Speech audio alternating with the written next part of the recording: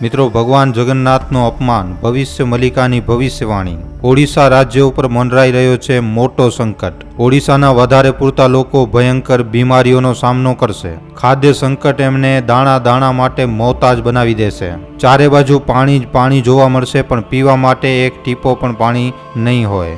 જળમગ્ન થઈ જશે ઓડિશાના વધારે પૂરતા હિસ્સા. પણ શું કામ? આખરે ઓડિશાના લોકોને શું કરણીની સજા મળવાની છે? શું થવાનું છે ઓડિશામાં? શું લખેલું છે ભવિષ્ય મલિકામાં? જાણવા માટે આ વિડીયો સાથે અંત સુધી બન્યા રહેજો. વિડીયોને લાઇક અને શેર કરવાનું ન ભૂલતા. મિત્રો, આપણે બધા જાણીએ છીએ કે ઓડિશા ભારતના પૂર્વીય હિસ્સામાં રહેલો એક રાજ્ય છે, જે ક્ષેત્રફળના હિસાબે ભારતનો 8મો સૌથી મોટો રાજ્ય છે. ઓડિશાની કોસ્ટલ લાઇન બંગાળની ખાડી સાથે લાગેલી છે અને આ કોસ્ટલ લાઇન 485 કિલોમીટર લાંબી છે. અને ભવિષ્ય મલિકાના અનુસાર આવનારા સમય દરમિયાન આ જ લાઇન ઓડિશાના અંતનો કારણ બનશે. ઓડિશામાં લોકો આજે એવા કર્મ કરી રહ્યા છે કે કળિયુગના અંતમાં એમને ભયંકર બીમારીઓનો સામનો કરવો પડશે. એવી જળ પ્રલય ઉપડશે કે આખો ઓડિશા સમુદ્રની ગહેરાઈઓમાં સમાઈ જશે. પણ એનાથી પહેલા મિત્રો, લોકો અનાજના દાણા દાણા માટે તરસશે. ખાવા માટે 15 દિવસ પછી મુશ્કેલથી એકવાર મુઠ્ઠીભર અનાજ મળશે. પાણીના ટીપા ટીપા માટે લોકો તરસી જશે. એવી ગંભીર બીમારીઓ ફેલાશે કે દેશ અને દુનિયાના મોટા સાયન્ટિસ્ટ અને મોટા ડોક્ટર પણ આનો ઈલાજ નહીં ગોતી શકે. અને ભવિષ્ય મલિકાના અનુસાર આ બધી વસ્તુઓનો કારણ ઓડિશાના લોકો હશે. મિત્રો, આ સૃષ્ટિને બનાવવાથી લઈને ચલાવવા અને પછી વિનાશ કરવાની જવાબદારી ત્રિદેવો ઉપર છે. બ્રહ્માજી આ સૃષ્ટિને બનાવે છે, વિષ્ણુજી આ સૃષ્ટિને ચલાવે છે. પણ જ્યારે આ દુનિયા વધતા પાપોના કારણે પોતાનો બેલેન્સ ગુમાવી નાખે છે, ત્યારે ભગવાન શિવ આ સૃષ્ટિનો વિનાશ કરે છે. જ્યારે દુનિયાની શરૂઆત થઈ હતી ત્યારે બધા દેવી દેવતા અહીંયા જ રહેતા હતા. હિન્દુઓના સૌથી વધારે પવિત્ર 4 ધામ ભગવાન વિષ્ણુના ધામ હતા. બદ્રીનાથમાં ભગવાન વિષ્ણુ સ્નાન કરતા હતા. દ્વારકામાં વસ્ત્ર બદલતા હતા.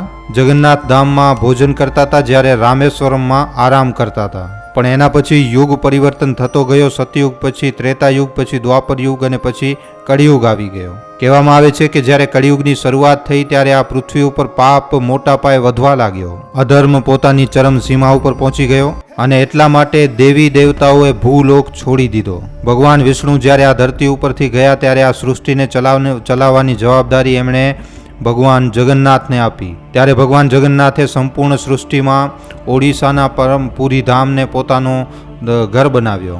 એમણે પુરીને પોતાના નિવાસ સ્થાનના રૂપમાં રાખ્યો અને અહીંયા જ રહેવા લાગ્યા. પ્રભુ જગન્નાથ ચારો યુગોમાં ઓડિશાના પવિત્ર ધામ પુરીમાં રહે છે, પણ આ ખાલી કળિયુગમાં જ પ્રકાશિત થાય છે. ગુરુ નાનક દેવજીથી લઈને મહારાણા પ્રતાપ, છત્રપતિ શિવાજી મહારાજ પ્રભુ જગન્નાથની મહિમાને અપરંપાર માનતા હતા. દુનિયાભરના તપસ્વી, સાધુ, સંત, ઋષિ મુનિ ભગવાન શ્રી જગન્નાથના દર્શન કરવા માટે આવે છે.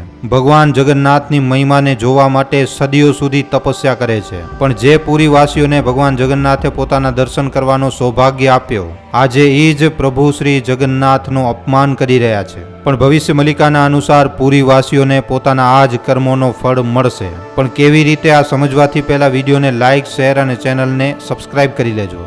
ભવિષ્ય મલિકાના અનુસાર ઓડિશા હવે પહેલાની જેમ પવિત્ર નથી રહ્યો. કળિયુગની શરૂઆતમાં પણ પ્રભુ જગન્નાથની નગરી આટલી વધારે દૂષિત નહોતી જેટલી આજે આને બનાવી દેવામાં આવી છે. આજે આ શહેરમાં ખુલ્લેઆમ સેક્સ રેકેટ ચાલે છે. ખુલ્લેઆમ દારૂ અને ડ્રગ્સ જેવા પદાર્થ વેચવામાં આવે છે. એટલું જ નહીં, જગન્નાથ મંદિરમાં પૂજા કરવાવાળા અમુક પૂજારી મહંત એ પોતાને પ્રભુ જગન્નાથથી પણ ઉપર માને છે. એક સમય હતો જ્યારે જગન્નાથ ધામ પ્રભુના દર્શન અને આશીર્વાદ માટે ભક્તિ ભાવના સાથે જવામાં આવતું હતું. પણ આજની તારીખમાં વધારે પૂરતા લોકો અહીંયા ભક્તિ ભાવનાની સાથે નહીં, પણ પિકનિક મનાવવા માટે આવે છે. ઓડિશાનું સૌથી વધારે પવિત્ર સ્થળ હતો મહોદધી, જ્યાં લાખો હજારો સાધુ સંત તપસ્વીઓએ ડૂબકી મારી, તપસ્યા અને સાધના કરીને સિદ્ધિ પ્રાપ્ત કરી, ઈશ્વરના દર્શન પ્રાપ્ત કર્યા. પણ આજની તારીખમાં આ જ બીચ ઉપર લોકો મોજ મસ્તી કરવા માટે આવે છે. મહાદધીને આજે એક ધાર્મિક સ્થળ નહીં, પણ એક પિકનિક સ્પોટ સમજવામાં આવે છે. કળિયુગનું મનુષ્ય આજની તારીખમાં અહીંયા એ બધી વસ્તુઓ કરે છે, જેના લીધે સાધુ સંત હવે મહોદધી આવવાનું પણ નથી ઈચ્છતા. આજથી થોડાક વર્ષો પહેલા સુધી ભગવાન જગન્નાથનું મહાપ્રસાદ લોકોને કોઈ પણ ફી ચૂકવ્યા વિના મળતો હતો. લોકો વગર કોઈ પૈસા આપ્યા પ્રભુ જગન્નાથનું મહાપ્રસાદ ખાતા હતા. પણ આજની તારીખમાં અધર્મી મનુષ્યોએ આ જ મહાપ્રસાદની કિંમત એટલી વધારે કરી નાખી છે કે ગરીબ અને લાચાર વ્યક્તિ પ્રસાદ લેવાના વિષયમાં વિચારી પણ નથી શકતો. કોઈ મિડલ ક્લાસ વ્યક્તિ પણ આ પ્રસાદને લેવાથી પહેલા 10 વાર વિચાર કરે છે. એટલા માટે ભક્તોને તો પ્રસાદ ન મળવાનો દુઃખ થાય જ છે, પણ સાથે જ સાથે પ્રભુ જગન્નાથને પણ એ વાતનો દુઃખ રહે છે કે એ પોતાના ભક્તોને પ્રસાદ નથી આપી શકી રહ્યા. અને ખાલી આટલું જ નહીં, આજે વગર કોઈ નિયમનો પાલન કર્યા મંદિરની જમીનોને ધડલ્લાથી વેચવામાં આવી રહ્યું છે. અધર્મી મનુષ્ય મંદિરને મળવાવાળા દાનને પણ ડકારી રહ્યા છે. આટલું બધું થાય છે, આમ છતાં પણ ઓડિશાના લોકો સમજવાનું નામ નથી લઈ રહ્યા. થોડાક રૂપિયા ફ્રીની દારૂ અને ફ્રીની રેવડી માટે કલિંગાસુરના સમર્થનમાં નીકળી પડ્યા છે. આજે ઓડિશામાં ગરીબી, બેરોજગારી, અપરાધ, અન્યાય અને અત્યાચાર પોતાની ચરમ સીમા ઉપર છે. પ્રભુ જગન્નાથનું અપમાન થઈ રહ્યો છે, જે કળિયુગ અને ઓડિશાના અંતનો સંકેત છે. અને આવી રીતના તો ઘણા સંકેત આપણને જોવા મળી રહ્યા છે, જેનું વર્ણન ભવિષ્ય મલિકા પુરાણમાં કરવામાં આવ્યું છે. જેમ કે જગન્નાથપુરીના મંદિર ઉપર નીલ ચક્ર કે સુદર્શન ચક્ર તુફાનના લીધે આડો થઈ જશે, મતલબ કે વક્ર અથવા તો આડો થઈ જશે. જગન્નાથપુરીના દરબારમાં શિખર ઉપર અષ્ટ ધાતુઓથી બનેલો નીલ ચક્ર, આ ચક્ર વર્ષોથી જેમ હતો એમ જ હતો, પણ મે 2019માં જે ચક્રવાત, જે વાવાઝોડો ઓડિશામાં આવ્યો, એના ચાલતા નીલ ચક્ર આડો થઈ ગયો હતો. અને મિત્રો, આ પહેલાથી જ ભવિષ્ય મલિકામાં લખાયેલું હતું, મતલબ કે ભવિષ્ય મલિકાની આ ભવિષ્યવાણી એકદમ 100% સાચી સાબિત થઈ. જગન્નાથપુરી મંદિરના પથ્થર નીચે પડી જશે. જગન્નાથપુરી એક ખૂબ જ પવિત્ર ધામ છે, જ્યાં પથ્થર પડવા જેવી ઘટનાઓ ઘણી જ ઓછી જોવા મળે છે. પણ મિત્રો, ખાલી પ્રાચીન સમયમાં, કારણ કે વર્ષ 1842થી કરી અને અત્યાર સુધી આ સમયગાળાની વાત કરીએ તો આ દરમિયાન મિત્રો જગન્નાથ મંદિરમાં ઘણીવાર પથ્થર પડી જવાની ઘટનાઓ બની છે. લગભગ વીતેલા 180 વર્ષમાં ઘણા બધા પથ્થર 1 ટન જેટલા વજનના પણ હતા, જે મંદિરમાંથી પડ્યા હતા મિત્રો. અને આવી રીતે ભવિષ્ય મલિકાની આ બીજી ભવિષ્યવાણી પણ એકદમ 100% સાચી સાબિત થઈ. અને મિત્રો, આ સંકેત છે કે મહાવિનાશ આવવાનું છે. જગન્નાથ ધામમાં વારંવાર થશે રક્તપાત. આ ભવિષ્યવાણી સાંભળવામાં તો તમને અજીબ જરૂર લાગશે, પણ ક્યારેક ક્યારેક મંદિર પરિસરમાં પોલીસ કર્મી પોતાની અંદર જ અંદર ભીડી જાય છે, તો ક્યારેક તો સાધુ સંતોની સાથે એમની નોકઝોક થતી જ રહે છે. ઘણીવાર જગન્નાથ ધામમાં ભક્ત પણ પોતાની અંદર જ અંદર ઝઘડા કરવા લાગે છે, જેના લીધે વારંવાર પૂરી ધામમાં લોહીના ધાગા જોવા મળે છે.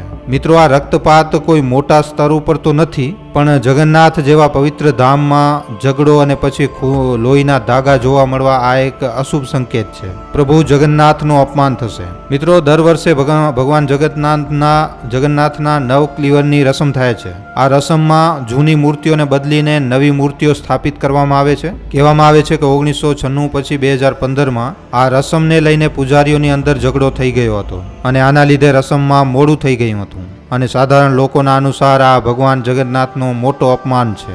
અને ભવિષ્ય મલિકાના અનુસાર ઓડિશાના લોકોને હવે આ બધા કર્મોનો ફળ મળવાનું છે, પણ આ ફળ ખૂબ જ વધારે કષ્ટદાયી હશે. ભવિષ્ય મલિકામાં સંત ગુરુ અચ્યુતાનંદ દાસ મહારાજજીએ લખ્યું છે કે ઓડિશા પૂરી રીતે ખંડ ખંડ થઈ જશે અને પ્રભુ જગન્નાથનું મંદિર જળમાં સમાઈ જશે. આ મિત્રો, ગુરુ અચ્યુતાનંદ દાસ મહારાજજી કહે છે કે કળિયુગના અંતમાં ઓડિશાનો ખૂબ જ વધારે ખરાબ સમય હશે. જળવાયુ પરિવર્તનના ચાલતા ઓડિશામાં એક પછી એક તુફાન ઉપડશે. તમને યાદ હશે 2019માં પણ ઓડિશામાં ફેની તુફાન આવ્યો હતો, અને આ તુફાને આખા રાજ્યભરમાં ખૂબ જ ભયંકર તબાહી મચાવી હતી. પણ મિત્રો, આ તો ખાલી અને ખાલી માત્ર ટ્રેલર હતો. આનાથી પણ વધારે તબાહી ઓડિશામાં જોવા હજી મળશે, કારણ કે વૈજ્ઞાનિકોના અનુસાર સમુદ્રનું જળસ્તર લગાતાર વધી રહ્યો છે, અને ભવિષ્ય મલિકાના અનુસાર ઓડિશા જલમગ્ન થઈ જશે. તો મિત્રો, ભવિષ્ય મલિકાની આ ભવિષ્યવાણી ઉપર તમારા શું અભિપ્રાય છે અમને નીચે કોમેન્ટ સેક્શનમાં લખીને જણાવવા ખાસ વિનંતી. મિત્રો, તમારા માટે એક સારા વિષય ઉપર વિડીયો બનાવવામાં અમને ઘણો જ સમય લાગી જાય છે, માટે આ વિડીયોના બદલે અમે તમારા પાસેથી એક લાઈક અને એક શેરની આશા જરૂર રાખીએ છીએ, કારણ કે તમારી એક લાઈક અને એક શેર અમને આવા જ જાણકારીસભર વિડીયો બનાવવાની પ્રેરણા આપે છે. માટે જો આ વિડીયો તમને પસંદ આવ્યો હોય તો આ વિડીયોને લાઈક કરીને તમારા મિત્રો અને પરિજનો સાથે શેર કરવા ખાસ વિનંતી. અને જો તમે અમારા ગુજરાતી દુનિયા નામના યુટ્યુબ ચેનલ ઉપર પહેલીવાર આવ્યા છો તો હમણાં જ આ ચેનલને સબસ્ક્રાઈબ કરી લેજો. સબસ્ક્રાઇબ કર્યા બાદ બાજુમાં જે બેલ આઇકન જે ઘંટડીનું નિશાન આવે એને દબાવી નાખજો, જેનાથી અમારા દરેક વિડીયોની જાણકારી તમને નોટિફિકેશનના માધ્યમથી મળતી રહે। આખો વિડીયો જોવા બદલ આભાર। હવે આપણે મળીશું એક આવા જ નવા જાણકારીસભર વિડીયોમાં। ધન્યવાદ।